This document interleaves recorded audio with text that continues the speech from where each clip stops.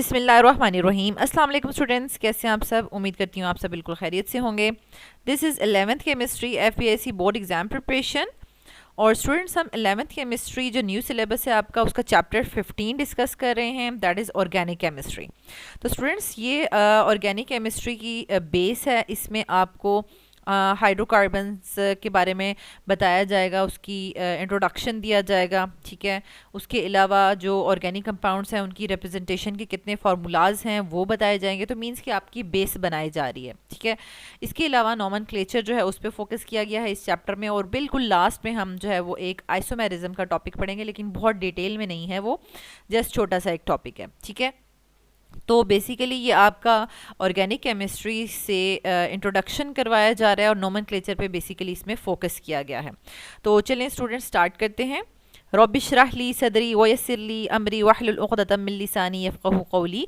ऐ मेरे रब, मेरे लिए मेरा सीना कुशादा फरमा दे और मेरा काम आसान कर दे और मेरी ज़ुबान की गिरह खोल दे ताकि वो मेरी बात समझ सकें। आमीन। अल्लाहुम्मा अन्फ़अनी बिमा अल्लमतनी वअल्लिमनी मा यनफ़अनी वज़िदनी इल्मा। ए अल्लाह, मुझे फ़ायदा दे उसके साथ जो तूने मुझे सिखाया है, और मुझे सिखा जो मेरे लिए फ़ायदा मंद है, और मेरे इल्म में इजाफ़ा फरमा। तो स्टूडेंट्स, लेक्चर स्टार्ट करने से पहले आज की जो थॉट ऑफ द डे जो मैं आपके साथ डिस्कस करना चाहती हूँ, दैट इज़ नमाज की हकीकत। कुछ दिनों पहले मेरे नज़र से एक जो है वो वीडियो गुजरी जो कि प्रोफेसर इसरार हुसैन की थी, और माशाल्लाह बहुत खूबसूरती से उन्होंने नमाज की हकीकत को बयान किया। और आप यकीन करें, वो वीडियो देखने के बाद इंसान जब अपने अंदर झांकता है और इंसान कहता है कि हमारी नमाज़ें कैसी हैं, मतलब हमें बहुत मतलब ऐसे दिल को दुख होता है कि मतलब हमारा नमाज के साथ वो ताल्लुक़ ही नहीं कायम हो सका कि जो होना चाहिए था, जो असल रूह थी नमाज की, वो हमें नहीं मिल सकी, ठीक है।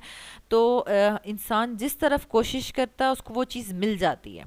तो जब मुझे ये मेरी नज़र से ये वीडियो गुजरी, तो मुझे लगा कि मैंने अपनी नमाज़ों को बहुत खूबसूरत बनाना है और उनको ठीक करना है, और मुझे मुझे उनको ऐसा बनाना है कि वो अल्लाह को पसंद आए मेरी नमाज़ें, ठीक है। और उसमें खुशी व खुजू मैंने पैदा करना है। तो मैंने कहा कि इस चीज़ को जो है मैं अपने स्टूडेंट्स के साथ भी डिस्कस करूं, उनको भी बताऊं कि आप माशाल्लाह अपनी इस लाइफ के स्टेज पे अगर आपकी नमाज़ें खूबसूरत हो जाएंगी और आपका अल्लाह से ताल्लुक़ मज़बूत हो जाएगा, तो वो आप कह लें कि बहुत ही आपके लिए इस दुनिया और आखिरत दोनों के लिए फ़ायदा मंद हो जाएगा। क्योंकि असल में क्या होता है, जैसे आप स्टूडेंट्स हैं, आपका क्या दिल करता है कि हमारे एग्ज़ाम्स में जो भी क्वेश्चन आना है वो हमें पहले पता चल जाए, ठीक है। आप कितने खुश हो जाएँ, ठीक है। यानी जो भी क्वेश्चन आ रहे हैं एग्ज़ाम्स में वो हमें पहले पता चल जाए, ठीक है। अगर कोई टेस्ट होने लगे, आप सीनियर्स अपने सीनियर से कहेंगे कि कौन सा टेस्ट क्वेश्चन एक्सपेक्टेड है, आप हर टीचर से कहते रहते हैं, हमसे कहते रहते हैं हमें गेस्ट पेपर बताएं।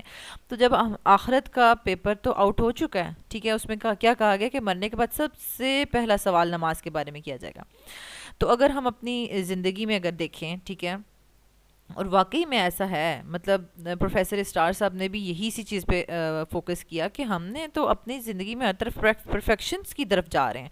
हमारे घर देखें तो खूबसूरत, हमारे ड्रेसेस देखें तो खूबसूरत, हमारे खाने देखें तो खूबसूरत, हमारे इवेंट्स देखें तो हम कहते हैं कि किसी चीज़ की कमी नहीं होनी चाहिए, कोई दावतें हैं तो वो परफेक्शन की तरफ जा रही हैं। तो व्हाट अबाउट नमाज? तो वो क्यों इतनी टूटी फूटी हैं? वो नहीं होनी चाहिए टूटी फूटी, ठीक है। नमाज हमारी बहुत खूबसूरत होनी चाहिए, और इतनी खूबसूरत होनी चाहिए कि वो अल्लाह को पसंद आए, ठीक है। और हमें बड़ी दिली सुकून और वो चीज़ फ़ील होनी चाहिए। और नमाज जब हमारी खूबसूरत होगी, अच्छी होगी, तो उससे हमारी ज़िंदगी में जो है वो चेंज हमें नज़र आना चाहिए। और अगर हमें अपनी अमली ज़िंदगी में चेंज नज़र नहीं आ रहा, हमारे जो अमाल हैं, अमली ज़िंदगी है, वो अगर अच्छी नहीं है, हम जो है वो उल्टे कामों में टाइम वेस्ट कर रहे हैं, सोशल मीडिया पे टाइम वेस्ट कर रहे हैं, ठीक है, तो सारा इट मीन्स कि नमाज हमारी नमाज ही नहीं है। क्योंकि अच्छी नमाज़ें ने तो हमें रोक लेना था ना। अच्छी नमाज़ों ने तो हमारी ज़िंदगी में अपनी जो रिफ्लेक्शन है वो शो करनी थी, वो नहीं हो रही, इसका मतलब है हमारी नमाज़ों में कमी है। तो आपने भी ये वीडियो ज़रूर वॉच करनी है, बहुत खूबसूरत वीडियो है, बहुत अच्छे तरीके से समझाया गया है। और हमने इंशाल्लाह जो अकीमिस सलात है, नमाज कायम करना, उसकी इंशाल्लाह हमने कोशिश करना है कि हम हक अदा कर सकें, ठीक है। खुद भी हम ये सीखेंगे, दूसरों को भी सिखाएंगे, लेकिन जजमेंट नहीं करनी, दूसरों को जज नहीं करना, ठीक है। अपनी नमाज़ों को अपने गिरबान में झांकना है और अपना ही हम मुहासबा करना है, किसी की तरफ नहीं देखना कि कौन कैसी पढ़ रहा है, कौन क्या कर रहा है, ठीक है। तो ये है कि इस चीज़ के लिए ज़रूर शेयर करें कि सब भी अपना मुहासबा इस वीडियो को देखने के बाद कर सकें और अपनी नमाज़ों को खूबसूरत बना सकें। अल्लाह ताला हम सब को नमाज कायम करने वाला और खुशी और खुजू से नमाज पढ़ने वाला बनाएं और हमारी नमाजें कबूल फरमाएं, आमीन। ठीक है, तो चलें स्टूडेंट स्टार्ट करते हैं। तो ये जो हमारा चैप्टर है 15 चैप्टर ऑर्गेनिक केमिस्ट्री, इतना ज़्यादा लेंथी चैप्टर नहीं है, छोटा सा चैप्टर है।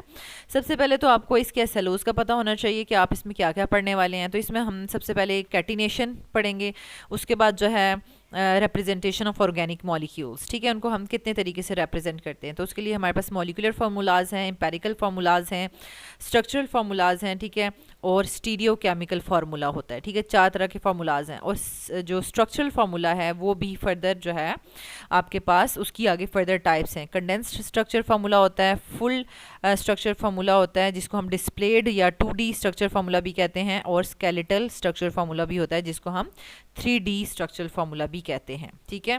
तो ये आपने रिप्रेजेंटेशन आप पढ़ेंगे। नेक्स्ट जो है वो आप पढ़ेंगे, नेक्स्ट है हमारे पास 3rd नंबर पे फंक्शनल ग्रुप्स, ठीक है। फंक्शनल ग्रुप्स को हम जब पढ़ रहे हैं तो फंक्शनल ग्रुप्स को पढ़ने के बाद हम देखेंगे कि according to the functional groups हमने डिफरेंट होमोलोगस सीरीज़ जो हैं वो भी डिज़ाइन की, उसका क्या फ़ायदा है। उसके अलावा हाइड्रोकार्बन्स और उनकी टाइप्स, सैचुरेटेड और अनसैचुरेटेड हाइड्रोकार्बन्स हम किसको कहते हैं। और लास्ट में अल्काइल ग्रुप्स को भी हमने देखना है कि अल्काइल ग्रुप्स क्या होते हैं, वो कैसे हम उनको फॉर्म करते हैं, उनकी नेमिंग कैसे करते हैं, ठीक है, क्योंकि आगे नोमेनक्लेचर में ये आपको हेल्प करेगा, ठीक हो गया। नेक्स्ट है जो 4th हमारे पास जो एसएलओज हैं, that is nomenclature of organic compounds, और हम 15 फंक्शनल ग्रुप्स के जो है वो नोमेनक्लेचर्स पढ़ेंगे, ठीक है। तो ये है कि नोमेनक्लेचर का आपके पास क्वेश्चन आ सकता है, ठीक है। तो मोस्टली जो है वो थोड़े से जो डिफ़िकल्ट से होते हैं उनमें से ज़्यादातर पूछा जाता है, या आप कह लें कि जैसे कि कार्बोक्सिलिक एसिड्स हो गए या एल्डिहाइड्स में हो गए, तो कुछ इनके ना जो कॉमन नेम्स जो हैं वो याद करवाए जब जाते हैं, ठीक है, तो उनमें से अक्सर आ जाता है। तो जो बहुत ज़्यादा सिंपल होंगे वो नोमेनक्लेचर तो नहीं, ऑब्वियसली बात है, पूछा जाता। थोड़ा सा डिफ़िकल्ट सा हो जो कि एग्ज़ाम पॉइंट ऑफ व्यू से, तो फिर वो मोस्टली पूछे जाते हैं, ठीक है। तो ये साथ साथ आपको गाइड किया जाएगा कि कौन से टॉपिक को आपने ऑब्जेक्टिव पॉइंट ऑफ व्यू के लिए तैयार करना है और कौन से short questions point of view के लिए आपने प्रिपेयर करना है, ठीक है। नेक्स्ट आ जाता है हमारे पास 5th है हमारे पास terminology of organic chemical reactions, ठीक है, क्योंकि नेक्स्ट चैप्टर्स में आपने जब रिएक्शंस पढ़ने हैं, मैकेनिज्म्स पढ़ने हैं, उसमें बहुत सारी टर्म्स यूज़ होंगी। तो ऑब्वियसली बात है इस चैप्टर में आपकी जो है वो, तो आप बहुत अच्छे से उनको अंडरस्टैंड कर सकेंगे, मैकेनिज्म्स को अंडरस्टैंड कर सकेंगे, ठीक है, उन टर्मिनोलॉजीज़ को अगर आपने अच्छे से अंडरस्टैंड किया होगा। देन आपके पास आ जाता है टाइप्स, 6 नंबर पे, types of bond breakage in chemical reactions, जो कि हमने मैकेनिज्म्स के लिए अंडरस्टैंड करना है। देन है आपके पास 7th पे types of organic chemical reactions, क्योंकि आप नेक्स्ट चैप्टर्स में जब कोई एडिशन रिएक्शंस करेंगे, कोई सब्स्टिट्यूशन रिएक्शंस करेंगे, कोई इलेक्ट्रोफिलिक सब्स्टिट्यूशन रिएक्शंस होंगे, कोई न्यूक्लियोफिलिक होंगे, तो यहाँ पर आपने उसको अंडरस्टैंड कर लिया होगा, तो वहाँ पर आपको डायरेक्टली जो जब टर्म्स यूज़ होंगी तो आप उनको अंडरस्टैंड कर लेंगे, ठीक है।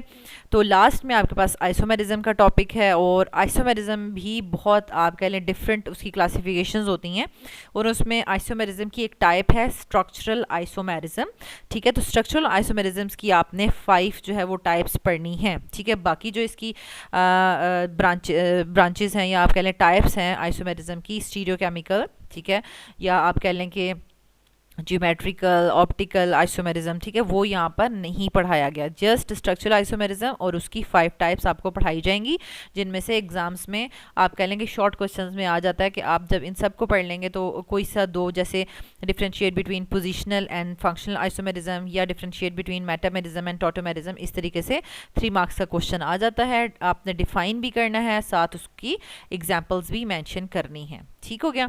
अच्छा, तो यहाँ तक आपने देख लिया है कि आपने जो भी इनकी यानी जो आपके पास एसएलओज की स्कीम थी वो आपने देख ली है।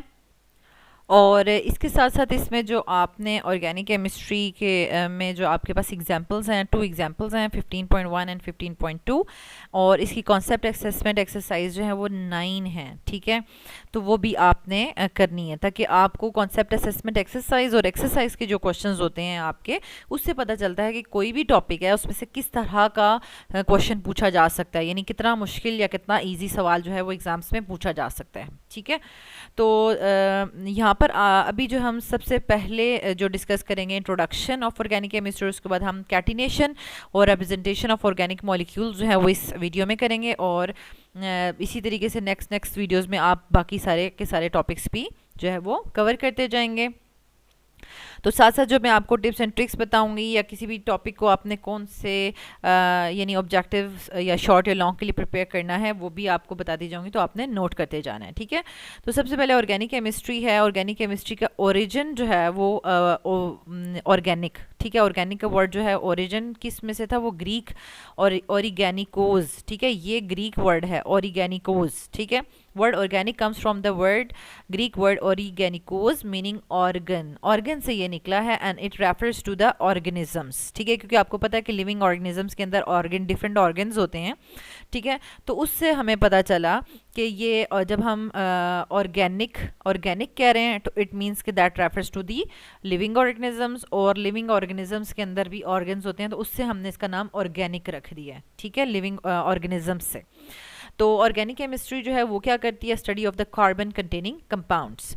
एंड अगर हम ऑर्गेनिक एंड इनऑर्गेनिक कंपाउंड्स का आप कह लें कि कंपैरिजन करें, तो हमें पता चलता है कि जो ऑर्गेनिक कंपाउंड्स हैं they contain carbon, and carbon atoms are covalently bonded and form a backbone, ठीक है। मींस कि हमें पता है कि तमाम के तमाम जो ऑर्गेनिक कंपाउंड्स होते हैं वो कार्बन से मिलकर बने होते हैं, ठीक है। उसके अंदर और डिफरेंट एटम्स भी अटैच होते हैं, ठीक है, लेकिन उनकी जो बैकबोन है वो मेनली किससे मिलकर बनी होती है, कार्बन से मिलकर बनी होती है, ठीक है। कोवेलेंटली वो एक दूसरे से उन्होंने बॉन्ड बनाया होता है। और in the early 19th centuries chemists thought that organic compounds obtained from plants and animals, यानी उस वक्त ये सोचा जाता था कि ये जस्ट लिविंग थिंग्स से, या फिर वो लिविंग थिंग्स जो कि पहले लिविंग होती हैं, कभी वो डेड प्लांट्स से एनिमल्स भी हो सकते हैं, यानी लिविंग फॉर्म में प्लांट्स एनिमल्स से, या फिर डेड फॉर्म में प्लांट्स एनिमल्स से ही ऑर्गेनिक कंपाउंड्स आ सकते हैं। मींस कि ये इनऑर्गेनिक सोर्स आप कह लें, नॉन लिविंग थिंग्स से कभी भी आप कह लें कि ऑर्गेनिक कंपाउंड्स नहीं बनाए जा सकते, ये सोचा जाता था अर्ली 19th सेंचुरीज़ में। लेकिन उसके बाद देखा गया कि ये बाद में ऑर्गेनिक कंपाउंड्स को यानी इनऑर्गेनिक सोर्स से भी प्रिपेयर किया गया। तो अब इनऑर्गेनिक कंपाउंड्स क्या होते हैं, they are made up of elements other than carbon, ठीक है। लेकिन कुछ इनऑर्गेनिक कंपाउंड्स में कार्बन भी होता है, ठीक है। उसकी एग्जांपल्स क्या है हमारे पास, कार्बन डाइऑक्साइड है, carbon monoxide, carbonates, hydrogen carbonates. अगर कार्बोनेट्स को देखा जाए तो वो आपके पास ये होते हैं कार्बोनेट्स, ठीक है। और हाइड्रोजन कार्बोनेट्स को आप बाइकार्बोनेट्स भी कहते हैं, ठीक है, ये बाइकार्बोनेट्स होते हैं। साइनाइड्स, ठीक है, साइनाइड्स ये होते हैं। तो ये हमारे पास इनमें कार्बन तो हमें नज़र आ रहा है, लेकिन ये these are inorganic in nature. तो रीज़न क्या है भाई, क्यों ये इनऑर्गेनिक इन नेचर है? तो एक तो इनकी प्रॉपर्टीज़ भी ऑर्गेनिक कंपाउंड से मैच नहीं करती। दूसरा पर्टिकुलर रीज़न जो है वो ये है कि because carbon is not directly bonded to hydrogen atom, ठीक है। यानी अगर हम हाइड्रोजन कार्बोनेट देखें, हाइड्रोजन कार्बोनेट में आपको इस तरीके से हाइड्रोजन जो है वो नज़र आता है, वो ऑक्सीजन के साथ आपको नज़र आता है, ठीक है। ये हाइड्रोजन कार्बोनेट है, और अगर सिंपल कार्बोनेट में तो हाइड्रोजन है ही नहीं, ठीक है। तो यहाँ पर वो कह रहे हैं कि ये जो कार्बन है इसके साथ डायरेक्टली अटैच्ड हाइड्रोजन नहीं है, that's why these are not organic in nature. यानी ऑर्गेनिक कंपाउंड्स में यही देखा गया है कि hydrogen is directly attached with the carbon के साथ डायरेक्टली अटैच होता है, ठीक है।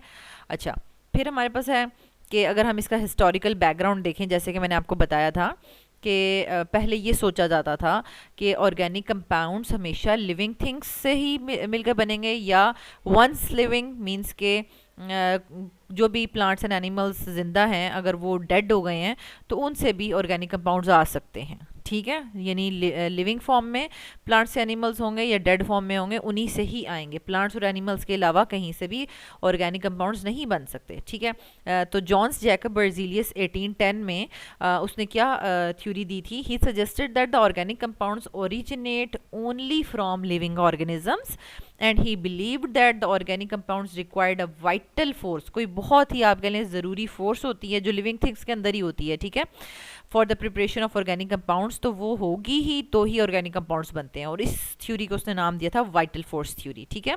तो ये आपने वाइटल फोर्स थ्योरी वैसे भी पूछी जा सकती है शॉर्ट क्वेश्चंस में 3 नंबर की, और इसके अलावा जो है वो ये यानी साइंटिस्ट के नेम्स और ईयर्स जो हैं वो ऑब्जेक्टिव्स में आपसे पूछे जा सकते हैं।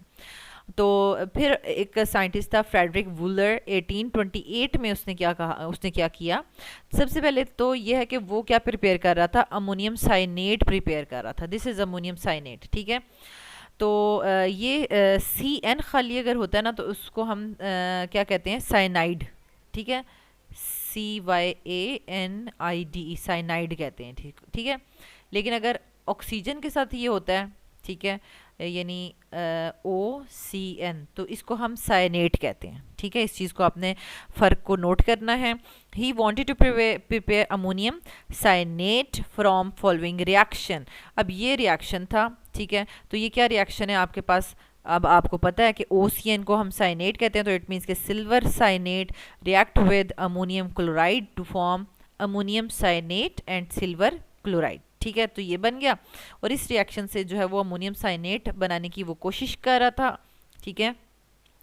तो क्या हुआ, अमोनियम साइनेट जो कि एक इनऑर्गेनिक कंपाउंड है, और जब अमोनियम साइनेट रीअरेंज हुआ and it forms the urea, अब यूरिया तो ऑर्गेनिक कंपाउंड है, वो तो एनिमल्स प्रोड्यूस करते हैं, ठीक है, और अब वो तो ऑर्गेनिक था, तो अब उसको पता चला कि अच्छा ये क्या हुआ, अमोनियम साइनेट जो है वो रीअरेंज हो गया, और रीअरेंज होके उसने क्या बना दिया, उसने यूरिया बना दिया, और उसने उस वक्त सोचा कि ओ इट मीन्स कि ऑर्गेनिक कंपाउंड्स को लिविंग थिंग्स के अलावा भी बनाया जा सकता है, ठीक है। तो यहाँ से आप कह लें कि एक यानी ऑर्गेनिक कंपाउंड्स का उसकी वैरायटी या उसका डिस्कवरी शुरू हुई कि यस, फिर जो है लैब में बहुत ज़्यादा ऑर्गेनिक कंपाउंड्स को आर्टिफिशियली या नॉन लिविंग थिंग्स सोर्सेज से भी बनाया गया, ठीक है। तो ये जो फ्रेडरिक वूलर था, he first synthesise an organic compound urea from inorganic materials and proved that no vital force was required. तो ये आपके पास इसका हिस्टोरिकल बैकग्राउंड था। अच्छा, उसके बाद जो आइसोमेरिज्म जो है ना वो उसने ऑब्जर्व किया था, ठीक है। Isomerism was observed when Wohler noted ammonium cyanate and urea have same molecular formula but different structures. तो ये देखने में ही पता चल रहा है कि इन दोनों में number of carbon atoms, number of hydrogen atoms या नंबर ऑफ नाइट्रोजन एटम्स, यानी कार्बन, हाइड्रोजन, नाइट्रोजन और ऑक्सीजन के एटम्स जो हैं वो सेम हैं, ठीक है। यानी 1 कार्बन है इनके अंदर, और 1 और 2 नाइट्रोजन्स हैं, ठीक है, और 1 ऑक्सीजन है, और कितने हाइड्रोजन, 4 हाइड्रोजन हैं, ठीक है। तो ये इनमें सेम है, but they have different structural formulas. तो इट मीन्स कि यहाँ पर जो आइसोमेरिज्म है वो ऑब्जर्व किया गया था, ठीक है। तो ये था थोड़ा सा ऑर्गेनिक कंपाउंड्स का इंट्रोडक्शन, और इसके बाद हम देखते हैं कि व्हाट इज़ कैटिनेशन, ठीक है। कैटिनेशन क्या है, the ability of an element mainly carbon to form long chains and rings with itself is called catenation. तो ये आप कह लेंगे 2025 में आपकी जो न्यू बुक आई है, क्योंकि पुरानी वाली बुक में तो कैटिनेशन इतना ज़्यादा डिटेल में था ही नहीं टॉपिक, तो 2025 में जो आपकी बुक आई है तो उसमें फर्स्ट एनुअल में भी और सेकंड एनुअल में भी कैटिनेशन का क्वेश्चन आया है। तो कुछ ऐसे क्वेश्चंस होते हैं कि जो बहुत इजी भी होते हैं, नॉलेज बेस्ड होते हैं, मींस के सिंपल सी डेफिनेशन विद एग्जांपल्स, तो वो जो है वो बहुत ज़्यादा पेपर्स में रिपीट भी होते हैं, ठीक है। तो कैटिनेशन की आपको डेफिनेशन आनी चाहिए, मींस के ability of the carbon to form long chains and rings, यानी चेन्स की फॉर्म्स में भी ये अरेंज हो सकता है और रिंग्स भी बना सकता है, ठीक है। तो इसको हम जो है वो कैटिनेशन कहते हैं, ठीक है। तो यहाँ पे मेनली कार्बन लिखने का क्या मकसद है कि कैटिनेशन का मतलब है कि अगर कोई और एलिमेंट्स भी आपस में लॉन्ग चेन्स की फॉर्म में जुड़े या रिंग्स की फॉर्म में, तो वो भी वो कैटिनेशन ही कर रहे हैं, लेकिन तमाम एलिमेंट्स में से मेनली कार्बन ही कैटिनेशन शो करता है, बाकी अदर एलिमेंट्स में ये वाली एबिलिटी नहीं होती, बहुत कम शो करते हैं, वो भी आपको बताती हूँ यहाँ पर। Word catenation comes from the Greek word catena means chain, ठीक है। Some other elements show limited catenation, जैसे कि सिलिकॉन है, वो स्मॉल चेन्स बनाता है, और सल्फ़र भी स्मॉल चेन्स की फॉर्म में आपस में ज्वाइन तो करता है लेकिन उसकी बहुत ज़्यादा लॉन्ग चेन्स नहीं होती। That's why carbon he mainly जो है वो कैटिनेशन शो करता है। अब जैसे यहाँ पर आपको नज़र आ रहा है कि सल्फ़र की जो है ना लॉन्ग चेन्स हैं, लेकिन इसमें भी आपको limited number of sulphur atoms नज़र आ रहे हैं, बहुत ज़्यादा लॉन्ग यानी 20, 30, 40 या 100 सल्फ़र चेन्स जो हैं वो जुड़ी हुई नज़र नहीं आ रही, ठीक है। और ये भी सिलिकॉन के आपको जो है वो आइसोमर्स नज़र आ रहे हैं, ठीक है। इसमें भी लिमिटेड नंबर ऑफ सिलिकॉन्स हैं जो कि आपस में चेन में जुड़े हुए हैं लेकिन बहुत ही कम, ठीक है। तो सबसे ज़्यादा कैटिनेशन की प्रॉपर्टी जो है वो किस में है, कार्बन में है, ठीक है। ये बहुत ही स्मॉल चेन्स बनाते हैं, सल्फ़र और सिलिकॉन जो है वो कैटिनेशन शो करते हैं बहुत ही लिमिटेड एक्सटेंट पे। अब कैटिनेशन की डेफिनेशन आपने कर ली है, उसके बाद आपने बताना है कि इसकी इंपॉर्टेंस क्या है, ठीक है। तो आपके पास what is catenation and give its importance, तो ये पेपर में आ जाता है, ठीक है। तो इसकी इंपॉर्टेंस में क्या है कि carbon is the essential element of all the organic compounds and large number of organic compounds exist due to, अब वो कैटिनेशन की वजह से ही millions of organic compounds exist कर रहे हैं। क्योंकि catenation of carbon making single, double and triple bonds, यानी कार्बन जो है वो कैटिनेशन के थ्रू सिंगल, डबल और ट्रिपल बॉन्ड्स बना रहा है, ठीक है। और फिर बहुत वैरायटी ऑफ ऑर्गेनिक कंपाउंड्स बना रहा है। और kinetic stability of organic compounds एक ये भी है, यानी जिसकी वजह से आप कह लें कि बहुत ज़्यादा large number of organic compounds exist कर रहे हैं। Attachment of carbon to other elements, ठीक है। तो इससे भी आप कह सकते हैं कि कार्बन की जो प्रॉपर्टी है, यानी अपने ही कार्बन एटम्स के साथ बॉन्ड बनाना और उसके अलावा यानी अदर एटम यानी अदर एलिमेंट्स के साथ भी बॉन्ड बनाना, ठीक है। तो इसकी वजह से जो है वो बहुत ज़्यादा large number of organic compounds हैं वो एग्जिस्ट कर रहे हैं, ठीक है।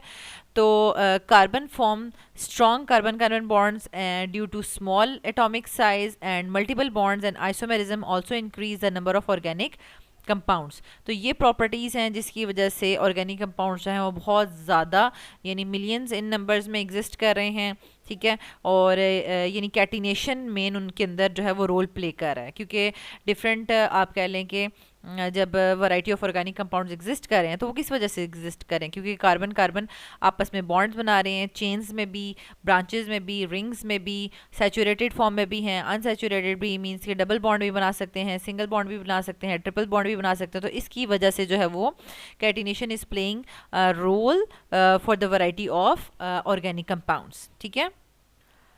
ओके तो स्टूडेंट्स नेक्स्ट हमारा टॉपिक है, यानी फर्स्ट वाला तो हमने कर लिया है, ठीक है, इंट्रोडक्शन ऑफ ऑर्गेनिक केमिस्ट्री के बाद कैटिनेशन। नेक्स्ट हमारा टॉपिक है रिप्रेजेंटेशन ऑफ ऑर्गेनिक मॉलिक्यूल्स। तो उसमें हम तमाम के तमाम जो 4 टाइप्स हैं यानी ऑर्गेनिक कंपाउंड्स के फार्मूलाज की उनको डिस्कस करेंगे, और स्ट्रक्चर फार्मूलाज की जो आगे फर्दर 3 टाइप्स हैं उनको डिटेल से डिस्कस करेंगे।